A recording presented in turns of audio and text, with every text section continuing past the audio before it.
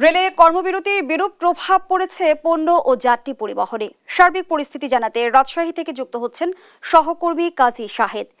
Shahed, rail সেবা বন্ধ থাকায় রাজশাহীতে কি ধরনের প্রভাব পড়েছে, বিস্তারিত জানতে চাই।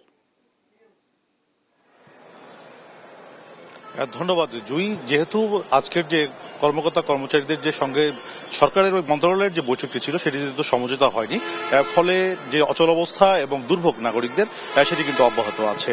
এবং এখন পর্যন্ত যে পরিস্থিতি, ট্রেনগুলি যেহেতু ছেড়ে যায়নি, যাত্রীরা মাঝে মাঝে আসছেন এবং তারা যে টিকিটটি সংগ্রহ করেছেন তার টাকা অনেকে ফেরত নিচ্ছেন। থেমে থেমেই কিন্তু আমরা দেখছি রেল স্টেশনের মাইকে ঘোষণা করা হচ্ছে যে তারা যেন টিকিট ফেরত দিয়ে টাকা নিয়ে যান। এখন টিকিট কাউন্টারটি ফাঁকা, যারা আসছেন তারা মূলত আজকে রাত্রে এবং কালকে সকালের যেসব ট্রেনগুলি ছেড়ে যাওয়ার কথা সেইগুলির টিকিটই তারা মূলত টাকা ফেরত দিয়ে টাকা নিতে যাচ্ছেন। রেলওয়ের যে কর্মকর্তা কর্মচারীরা যারা আছেন এখানে স্টেশনে দায়িত্ব পালন করেন, সকালবেলা তাদেরকে দেখা গেলেও দুপুরের পরপর তাদেরকে আর দেখা যায়নি এবং তারা এখনো নেই।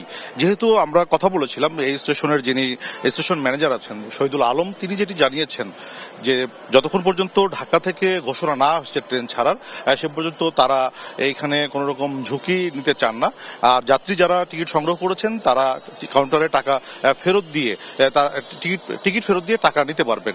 এখানে যে প্রশ্নটি দেখা দিচ্ছে বারবার করে এবং যারা যাত্রীরা এখানে এসেছেন তারা যেটি বলছেন যে আগামীকালের সকালের যে ট্রেনটি সেই টিকিটের টাকাটি ফেরত দেওয়া হচ্ছে না, তারা সেটিরও ফেরত চান। কিন্তু কর্তৃপক্ষ যেটি বলছে যে যতক্ষণ পর্যন্ত তাদের যাত্রা বাতিল না করা হয় সে পর্যন্ত টাকা ফেরত দেওয়ার নিয়ম না থাকায় তারা আপাতত সফটওয়্যারের কারণে এই টাকাটি ফেরত দিতে পারছেন না। ফলে তারা দুঃখ প্রকাশ করছেন। কিন্তু মাইকে বারবার করে ঘোষণা দেওয়া হচ্ছে যে আজ রাতের 11টায় যে ট্রেনটি ছেড়ে যাওয়ার কথা ঢাকার উদ্দেশ্যে, সেই ট্রেনের টিকিটগুলি ফেরত দিয়ে যাত্রীরা যেন টাকা নিয়ে যান।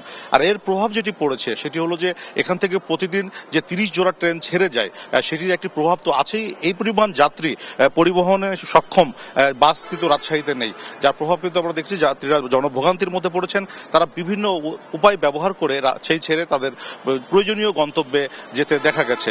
বলা যায় যে একটি চাপ বাসের উপরে পড়েছে এবং সেখান থেকে যাত্রীরা তাদের গন্তব্যে যাওয়ার চেষ্টা করছেন। এবং যারা যাত্রীরা রাজশাহীতে স্টেশনে এসেছিলেন তারা যেটি বলছেন দ্রুত সরকার যেন এই অবস্থাটির নিরসনের উদ্যোগ গ্রহণ করে। তবে যারা রানিং স্টাফরা এই আন্দোলনটির কর্মসূচি ঘোষণা করেছেন তাদেরকে কিন্তু আমরা সকাল থেকে রাজশাহীর স্টেশনে বা রাজশাহী স্টেশনের বাইরে কোনো কর্মসূচি পালন করতে দেখিনি এবং সেসব রানিং স্টাফদের কোনো কর্মকর্তাদেরকেও এখানে দেখা যায়নি। তো জুই, এই ছিল রাজশাহী থেকে আমার কাছে সর্বশেষ পিসি স্টুডিওতে।